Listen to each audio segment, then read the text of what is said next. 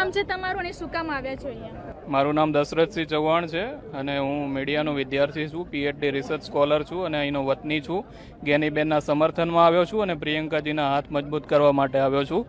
અને પ્રિયંકાજીએ જે કમી રાખી છે એ પૂરી કરવા માંગુ છું. પ્રિયંકાજી અહીંયા મોદીજીને જે વાત કરી છે એ પ્રમાણે હું પણ મોદીજીને કહેવા માંગુ છું, એક વિદ્યાર્થી તરીકે ને ગુજરાતના યુવાન તરીકે.